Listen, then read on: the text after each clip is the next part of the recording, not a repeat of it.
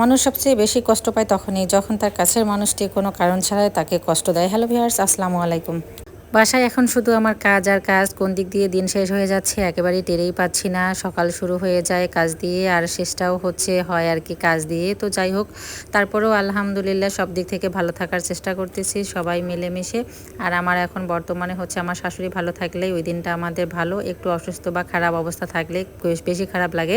নিজের কাছে মনে হয় ঠিকমতো সেবা করতে পারছি কি না। তো যাই হোক, সকালবেলায় উঠেই তো আমি মুরগি বের করলাম, মুরগি রান্না করব আজকে। আর তার সঙ্গে একটু সবজিও রান্না করব। আজকে টাটকা সবজিগুলো নিয়ে আসছে গতকাল রাতে আপনাদের ভাই বাজার থেকে।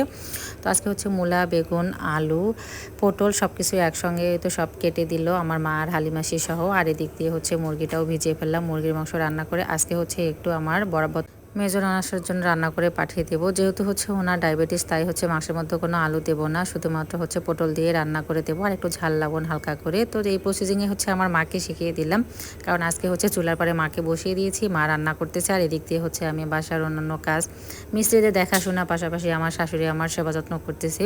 এই কয়েকদিন আমার ছোটো ননদ ছিল, ও সহ আমরা দুজনে মিলেমিশে কাজ করেছি। আমি যদি রান্নার কাজে গিয়েছি, ও আমার শাশুড়ির কাছে ছিল। তো আজকে পুরা বাড়িয়ে ফাঁকা, ও নাই, তার উপর আমাকে এখন সব দিকে সামলিয়ে নিতে হচ্ছে। তো কাজ শুধু করলে হবে না, কারণ আমার বাসার মানুষ যদি সুস্থ থাকে, সবাই ভালো থাকে, তাহলেই কিন্তু আমি সার্থক, আমার কাছে ভালো লাগে দিন শেষে।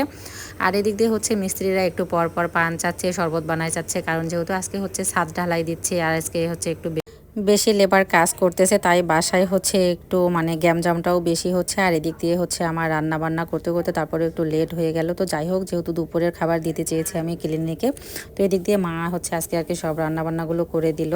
আর এদিক দিয়ে দেখেন আমি আজকে কিসের সম্মুখীন হলাম। এখানে ওরা ছাদ ঢালাই দিবে, তার জন্য নাকি ওদেরকে নাস্তা খাওয়ার জন্য আমাকে টাকা দিতে হবে। আর এখানে এটাকে বলে কুন্নি, কুন্নি দিয়ে আমি তো একটু এদের যে মিক্সড খোয়া আর সিমেন্ট বালু দিয়ে এটা একটু তিন নিয়ে আর কি তুলে দিলাম। তো যাই হোক, এটা আর কি মুরব্বিদের কাজ। তো যেহেতু আমার ওই সময় অসুস্থ আর তার উপর একটু ঘুমাচ্ছিল, তাই ডাকাটাকি না করে আমি এই তো মিস্ত্রির হাতে টাকা দিয়ে একটু সিমেন্ট মাটি ওদের বাটির মধ্যে উঠিয়ে দিলাম। আর এদিক দিয়ে দেখেন মোটামুটি আমাদের ছাদ ঢালাইয়ের কাজ শেষ। এখানে আমি এক পাশে রান্নাঘর আর এক পাশে একটা বাথরুম করে নিচ্ছি।